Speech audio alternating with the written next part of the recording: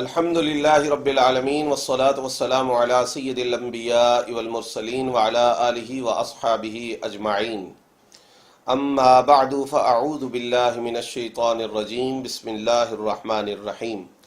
ناظرین کرام، ام المومنین سیدہ عائشہ صدیقہ رضی اللہ تعالی عنہا سے مروی ہے، فرماتی ہیں سمعت النبی صلی اللہ علیہ وآلہ وسلم یقول الارواح جنود مجندہ فما تعارف منها اختلف وما تناکر منها اختلف۔ خلاصہ حدیث یہ ہے کہ ارواح لشکروں کی مانند ہیں، ان میں جہاں تعارف موجود ہے وہاں الفت ہے، اور جہاں تعارف نہیں ہے وہاں اختلاف ہے، وہاں تنافر ہے، وہاں ایک روح کی دوسری روح سے دوری ہے۔ علامہ بدر الدین عینی رحمہ اللہ تعالی نے اس حدیث کی شرح میں ارشاد فرمایا وَإِنَّ الْخَيِّرَ مِنَ النَّاسِ يَحِنُ إِلَى شَكْلِهِ وَالشَّرِيرَ يَمِيلُ إِلَى نَظِيرِهِ، یعنی لوگوں میں جو اچھے لوگ ہوتے ہیں ان کا میلان اچھے لوگوں کی طرف ہوتا ہے، جو شریر اور برے لوگ ہوتے ہیں ان کا میلان اپنے جیسے لوگوں کی طرف ہوتا ہے۔ یہ جو دوسری صورت علامہ عینی نے بیان فرمائی، اس کی ایک مثال ہمارے دور میں انجینئر محمد علی مرزا ہیں، جن کا طبعی اور اعتقادی اور روحانی جھکاؤ مرزا غلام احمد قادیانی کی طرف ہے۔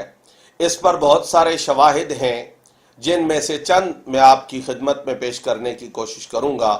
سب سے پہلی بات کہ پوری امت کا قرآن و سنت کی روشنی میں اس بات پر اجماع ہے کہ قادیانی، مرزائی اور ختم نبوت کے جملہ منکرین دائرہ اسلام سے خارج ہیں، کافر ہیں، اور اس پر استدلال وہ قرآن کریم سے ہے، احادیث رسول صلی اللہ علیہ وآلہ وسلم سے ہے۔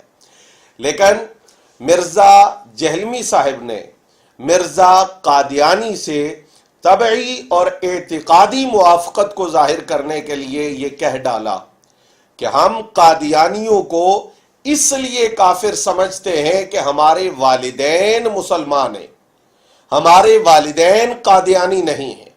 اس لیے میں بڑا ننگا جملہ بولتا ہوں کہ قادیانی صرف اس لیے کافر ہے کہ آپ کے امی ابو قادیانی نہیں ہے، ورنہ اگر آپ کے اور میرے امی ابو قادیانی ہوتے تو ہم بڑے آسانی کے ساتھ اپنے آپ کو مسلمان اور غیر قادیانیوں کو کافر سمجھ رہے ہوتے۔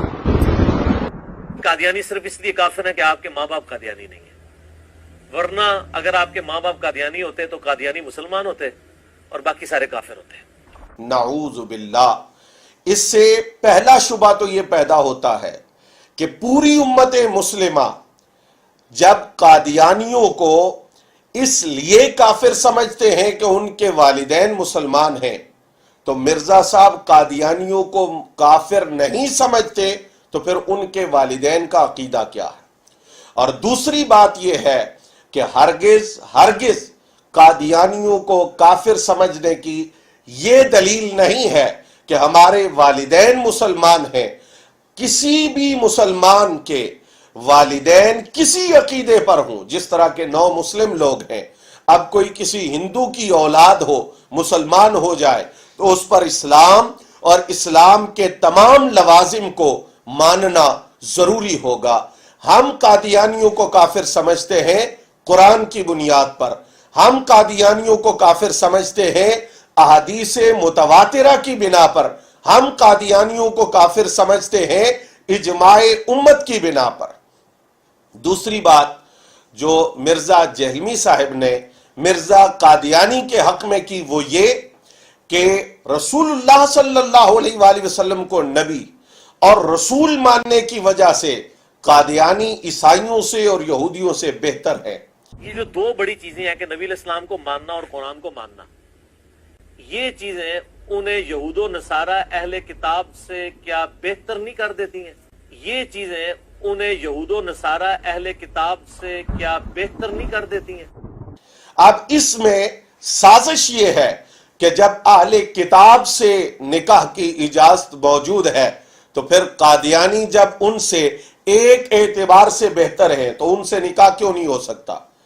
نعوذ باللہ، یہ ایک طریق ہے قادیانیوں کو مسلمانوں کے گھروں میں داخل کرنے کا، قادیانی حضور علیہ الصلوۃ والسلام کو نبی اور رسول نہیں مانتے، وجہ یہ ہے زبان سے کہہ دینا کہ ہم انہیں نبی مانتے ہیں، زبان سے کہہ دینا کہ ہم انہیں رسول مانتے ہیں، لیکن ان کے جو اوصاف ہیں، ان کے جو کمالات ہیں، ان کی جو خوبیاں ہیں، ان میں سے کسی کا انکار کرنا، بالخصوص آپ کا ایک ایسا وصف یعنی آپ کا خاتم النبیین ہونا جو پوری امت کے ہاں مسلمہ ہے، مجمع علیہ ہے، اس کا انکار کرنا یہ آپ کی رسالت کا انکار ہے، یہ آپ کی نبوت کا انکار ہے۔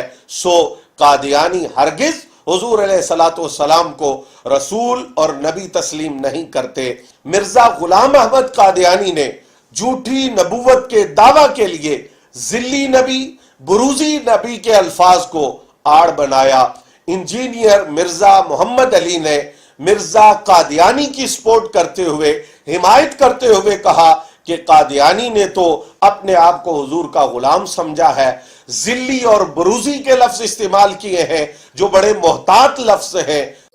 غلام احمد قادیانی دجال نے ڈائریکٹ نہیں کہا کہ میں محمد ہوں، اس نے کہا میں ذل محمد ہوں، اور وہ بھی اتنے ڈھکے چھپے الفاظ میں اس نے اپنے آپ کو بچانے کی کوشش کی کہ بھئی میں نبی علیہ السلام کی لیگیسی آگے لے کے چلوں۔ صرف غلطی اس سے یہ ہوئی ہے کہ اس نے نبی کا لفظ بول دیا، باقی بڑے احترام کے ساتھ اس نے کام ڈالنے کی کوشش کی ہے کہ حضور کا مشن آگے لے کے چل رہا ہوں۔ ذل محمد کا مطلب یہ نہیں ہے آخری نبی حضور ہی ہیں، میں امتی نبی کی حیثیت سے ان کا مشن آگے لے کے چلوں۔ حالانکہ یہ کائنات کا بہت بڑا جھوٹ ہے کہ وہ ذلی بروزی سے آگے نہیں بڑھا، وہ مستقل رسول ہونے کا دعویٰ کرنے والا ہے، بلکہ اس ملعون اور بدبخت نے قرآن مجید کی وہ آیات جو نبی پاک کے متعلق نازل ہوئی انہیں اپنی ذات کے ساتھ جوڑنے کی سعی نامشکور بھی کی ہے۔ مرزا محمد علی انجینئر اپنی زبان سے یہ کہتا ہے کہ مجھے مرزا جونیئر نہ کہو، میں مرزا سینئر ہوں۔ اور یہ اپنا دماغ کھول لو، میں مرزا جونیئر بالکل نہیں ہوں، اللہ کے فضل سے میں مرزا سینئر ہوں۔ ہاں وہ تو مرزا جونیئر تو دجال صوفیوں کا ماننے والا۔ دلیل کیا ہے کہ مرزا قادیانی صوفیاء کو مانتا تھا اور میں صوفیاء کو نہیں مانتا۔ اب سارا جہان اس بات کو جانتا ہے کہ قادیانی کا سب سے بڑا حریف اور جس شخصیت کو اس نے اپنا سب سے بڑا مخالف سمجھا وہ ایک صوفی تھے، وہ مجمع البحرین تھے، وہ جامع الشریعہ و طریقہ تھے، یعنی قبلہ عالم گولڑوی قدس سرہ العزیز۔ لیکن اگر مرزا کی اس بات کو تسلیم کر لیا جائے کہ وہ صوفیوں کو مانتا تھا، میں صوفیوں کو نہیں مانتا، میں سینئر ہوں، وہ جونیئر ہے، تو یہ صاف اعتراف ہے اس بات کا کہ صوفیوں کو ماننے کے علاوہ تمام اعتقادات میں مرزا ثانی، مرزا جونیئر، مرزا اول اور مرزا قادیانی کے طریق پر ہے۔ ناظرین کرام، آج کی گفتگو میں مرزا ثانی کی مرزا قادیانی کے ساتھ کچھ موافقات آپ کی خدمت میں پیش کرنے کی کوشش کروں گا۔ پہلی چیز یہ ہے کہ مرزا قادیانی کا یہ طریق تھا کہ جب اس کے ساتھ تحقیق کے ساتھ بات کی جاتی، علم کے ساتھ بات کی جاتی، دلائل کی روشنی میں بات کی جاتی، تو وہ اس کے جواب میں گالی گلوچ کرتا، حتیٰ کہ اس کے گالی گلوچ کا دائرہ شخصیات تک محدود نہ رہتا، بلکہ وہ مقدس الفاظ جو قرآن مجید میں ہیں، جو حدیث طیبہ میں ہیں، وہ بھی اس کی گالی گلوچ سے محفوظ نہ تھے۔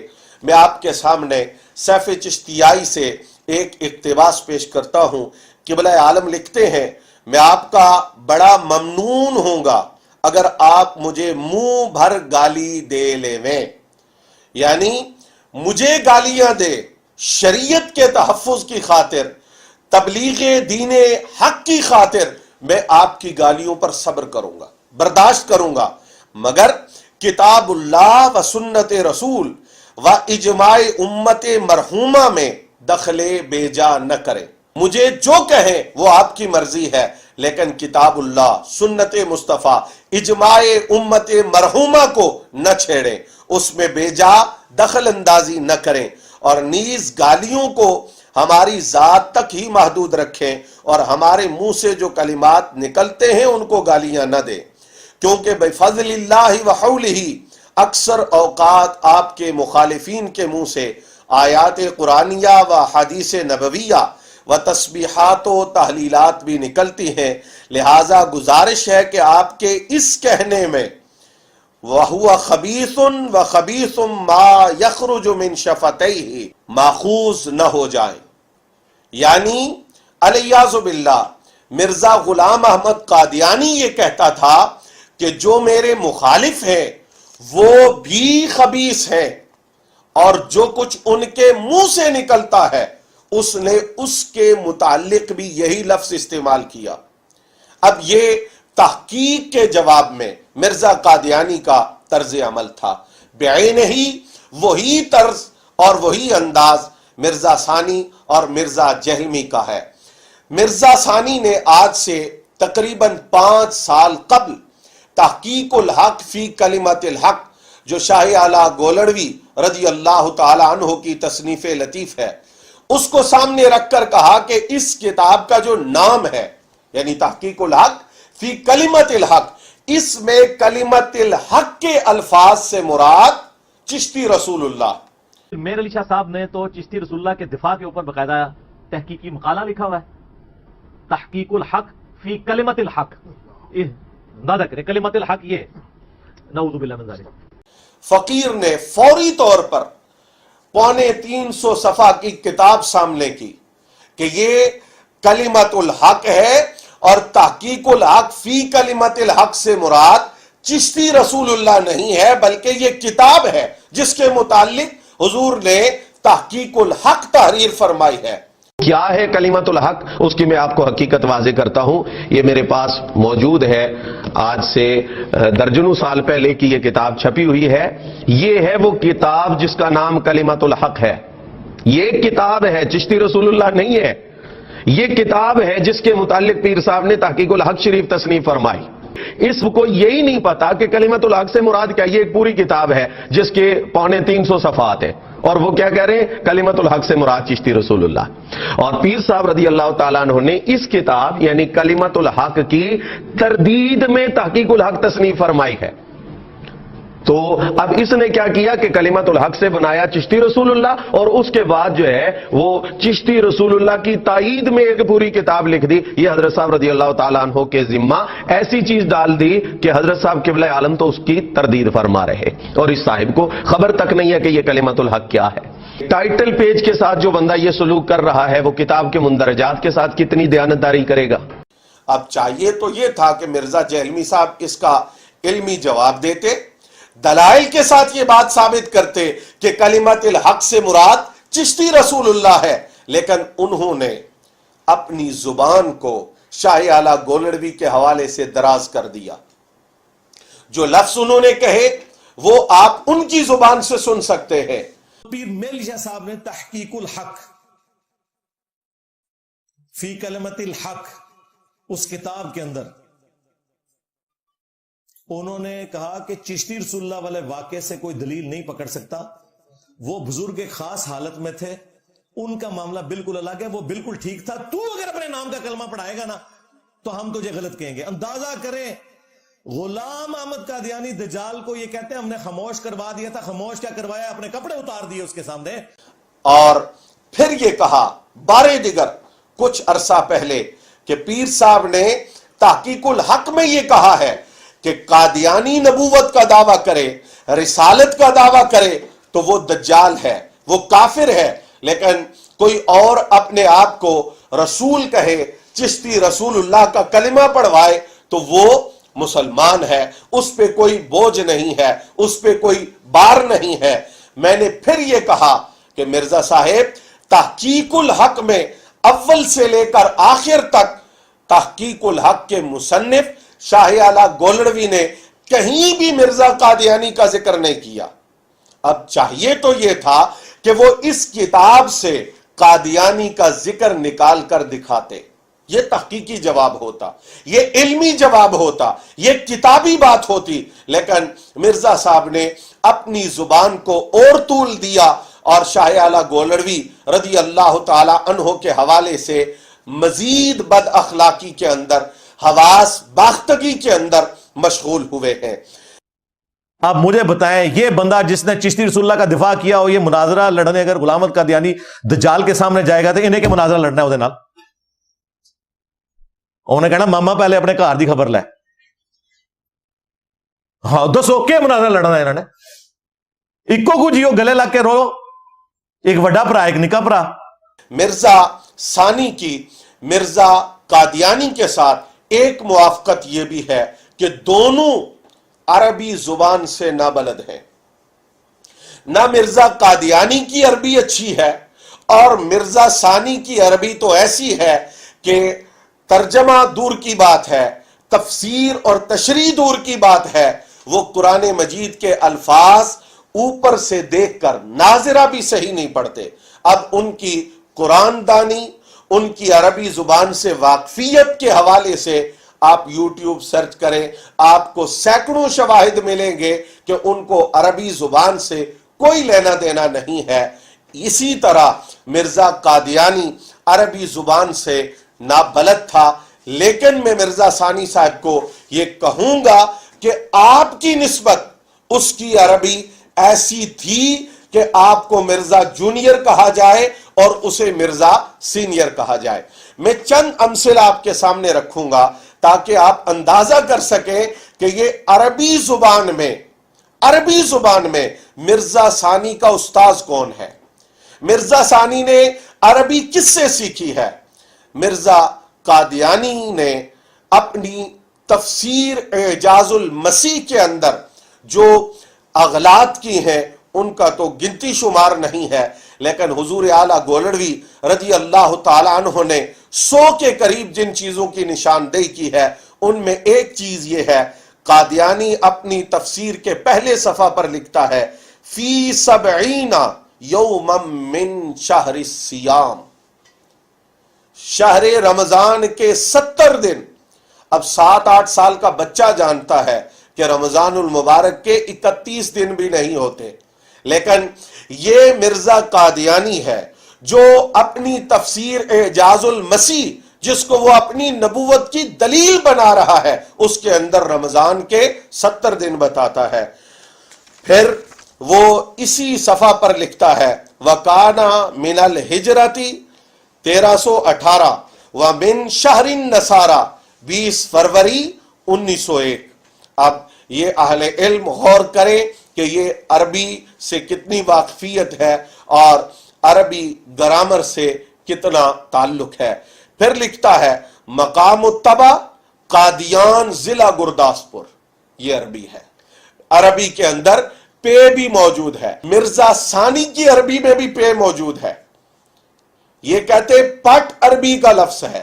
تمہارے لیے اتنا ہی کافی ہے کہ ہاتھ زانوں پر رکھو، زانوں پر، جس کو ہم عربی میں پٹ کہتے ہیں، جس کو ہم عربی میں پٹ کہتے ہیں، جس کو ہم عربی میں پٹ کہتے ہیں۔ اور مرزا قادیانی کہتا ہے گرداسپور عربی کا لفظ ہے، یعنی اس نے اس کو عربی تفسیر کے اندر درج کیا ہے۔ گویا کہ یہ پے کو عربی میں داخل کرنا کسی بھی لغت کے امام کا کام نہیں ہے، صرف و نحو کے امام کا کام نہیں ہے، کسی عالم کا کام بھی نہیں ہو سکتا۔ یہ کارنامہ یا تو مرزا قادیانی نے سر انجام دیا یا مرزا ثانی نے سر انجام دیا۔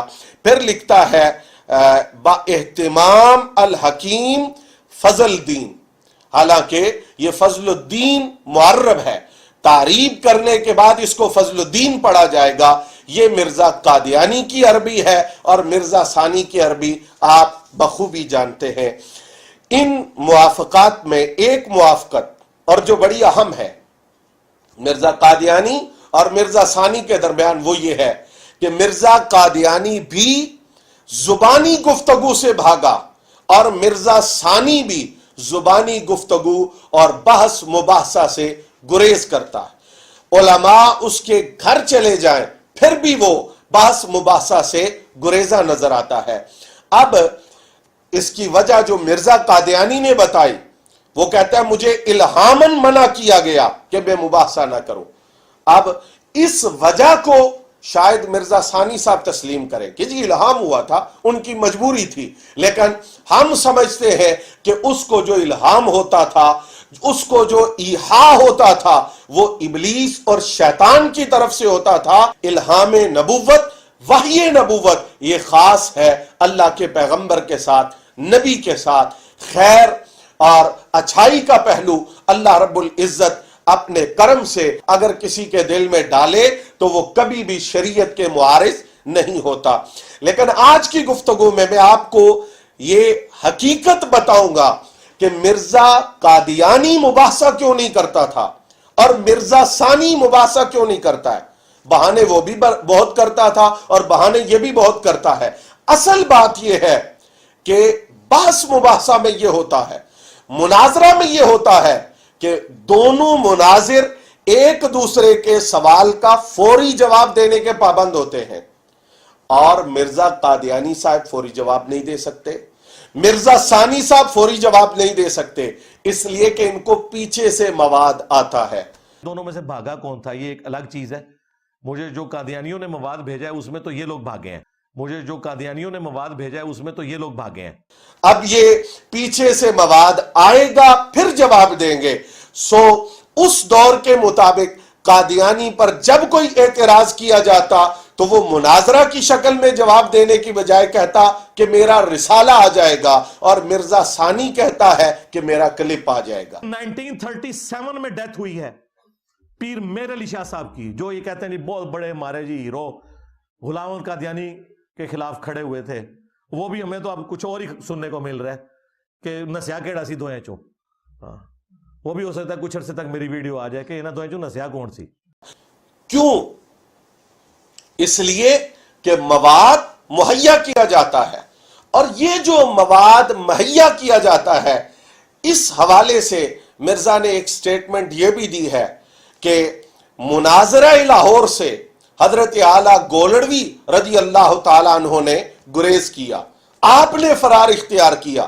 اب ہم یہ کہتے ہیں کہ ہمیں اس حوالے سے کوئی بات کرنے کی ضرورت نہیں ہے۔ کیوں؟ اس لیے کہ قبلہ عالم کا مناظرہ کے میدان میں لاہور تشریف فرما ہونا اور مرزا کا نہ آنا یہ ایسی حقیقت ہے جو اظہر من الشمس ہے۔ ہم اس پر انتظار کریں گے کہ مرزا کو جو مواد آیا ہے وہ سامنے لائے، وہ پیش کرے، پھر ہم قادیانیوں کی کتابوں سے ایسے شواہد پیش کریں گے جو بتائیں گے کہ مرزا قادیانی کی طرح مرزا ثانی بھی محض غلط بیانی سے کام لے رہا ہے۔ لیکن ابھی تک وہ مواد مرزا ثانی صاحب سامنے نہیں لا سکے۔ ہو سکتا ہے ٹیچی نے آنے میں تاخیر کر دی ہو، یا مرزا قادیانی صاحب کی طرف سے جو الہام ہے وہ مؤخر ہو گیا ہو، یہ تو وہی جانتے ہیں۔ لیکن میں انہیں کہوں گا کہ وہ جلد از جلد کوشش کریں، یا جس طریقے سے بھی ان کا رابطہ مرزا قادیانی سے ہوتا ہے یا ٹیچی سے ہوتا ہے وہ کریں، تاکہ ہمارے سامنے وہ دلائل آئیں جن کی بنیاد پر انہوں نے حسب سابق اور حسب روایت ایک اور تاریخی جھوٹ بول دیا ہے۔ 1937 میں ڈیتھ ہوئی ہے پیر میر علی شاہ صاحب کی، جو یہ کہتے ہیں جی بہت بڑے ہمارے جی ہیرو غلام احمد قادیانی کے خلاف کھڑے ہوئے تھے۔ وہ بھی ہمیں تو اب کچھ اور ہی سننے کو مل رہا ہے کہ نسیا کیڑا سی دوئیں چو۔ وہ بھی ہو سکتا ہے کچھ عرصے تک میری ویڈیو آ جائے کہ انہیں دوئیں چو نسیا کون سی۔ اس وقت کی اخباریں پڑھو کہ بھاگا دونوں میں سے کون ہوا ہے، یہ ایک ٹاپک الگ ہے کہ کون بھاگا تھا۔ اس پر ہماری گفتگو وہ شواہد اور وہ ثبوت آنے کے بعد ہوگی۔ ناظرین کرام، مرزا ثانی صاحب کا مرزا قادیانی کے ساتھ جو موافقت کا سلسلہ ہے یہ بہت طویل ہے، لیکن اس میں ایک اہم پہلو یہ بھی ہے کہ مرزا قادیانی نے بھی اہل اسلام کی تکفیر کی اور مرزا ثانی نے بھی اہل اسلام کی تکفیر کی ہے۔ اب طریق اس کا اپنا تھا، وہ کہتا تھا جو مجھے نبی نہ مانے وہ کافر ہے، اور یہ صوفیاء کا حوالہ دے کر اور ارباب سیر کا حوالہ دے کر، اسلاف کا حوالہ دے کر کہتا ہے کہ وہ مسلمان نہیں تھے، نعوذ باللہ انہوں نے کفر کی تبلیغ کی، اور جتنے لوگ ان کی وساطت سے اسلام میں داخل ہوئے ہیں وہ میرے نزدیک مسلمان نہیں ہیں، وہ میرے نزدیک اہل ایمان نہیں ہیں، تو تکفیریت کا جو سلسلہ مرزا قادیانی نے شروع کیا اس کو اس وقت آگے بڑھانے والے شخص کا نام انجینئر مرزا جہلمی ہے۔ ان دونوں کے درمیان ایک موافقت یہ ہے کہ وہ بھی سارق تھا، علمی سرقہ کرنے میں بڑا ماہر تھا۔ اس نے اعجاز المسیح کے نام سے جو تفسیر لکھی، اپنی جھوٹی نبوت کے معجزہ کے طور پر اس نے ایک کتاب مقامات حریری سے 20 عبارتیں چوری کی ہیں، 20 عبارات چوری کی ہیں۔ اب یہاں اہل علم کی توجہ چاہوں گا، اور جو طلبہ اور جو مدرسین اور جو ان فتنوں سے مقابلہ کرنے والے حضرات ہیں، میں ان سے یہ کہوں گا کہ اگر اس کتاب سے عبارات چرانے والا اپنے معجزہ کے طور پر ان عبارتوں کو پیش کر رہا ہے، تو پھر جس کی کتاب سے یہ عبارتیں چرائی گئی ہیں، جو ان کتابوں کا اصل راکم اور اصل محرر ہے، اس کا مقام کیا ہوگا؟ اس کا علمی مقام تو مرزا سے کہیں بلند ہے، لیکن اس نے دعوی نبوت نہیں کیا، دعوی رسالت نہیں کیا۔ اس سرقہ میں بھی مرزا ثانی، مرزا قادیانی کے پیروکار ہیں۔ یہی وجہ ہے کہ وہ خود اعتراف کرتے ہیں کہ میں نے ایک مسلک کا مواد اٹھایا، دوسرے مسلک کے خلاف استعمال کیا، دوسرے مسلک کا مواد اٹھایا، اس مسلک کے خلاف استعمال کیا۔ مولانا طارق جمیل حفظہ اللہ تعالیٰ نے مجھ سے فرمایا گفتگو کے دوران، یار تم نے اتنی کم عمری میں اتنا علم کیسے حاصل کر لیا؟ جس موضوع پر بولتے ہو اتنی تفصیل کے ساتھ کہ ایک ایک پہلو پر سیر حاصل گفتگو کرتے ہو اور پوری دلیل کے ساتھ، اس کا راز کیا ہے؟ اس سے مجھے لگا کہ انہوں نے کافی ویڈیوز میری دیکھی تھی، کہتے یار کوئی شاید چھڑ دے ہی نہیں، تو بالکل نٹی گریٹیز بھی ڈسکس کرتا ہے اور پوری دلیل کے ساتھ۔ تو میں نے عرض کیا حضور اس کے پیچھے 2 راز ہیں۔ نمبر 1 فرقہ واریت سے آزاد ہونا، اور اس کا فائدہ مجھے یہ ہے کہ مجھے ویل نہیں انوینٹ کرنا پڑتا۔ آلریڈی جن لوگوں نے محنت کی ہوئی ہے نا، میں ان علماء کی کتابوں سے استفادہ کرتا ہوں۔ آلریڈی جن لوگوں نے محنت کی ہوئی ہے نا، میں ان علماء کی کتابوں سے استفادہ کرتا ہوں۔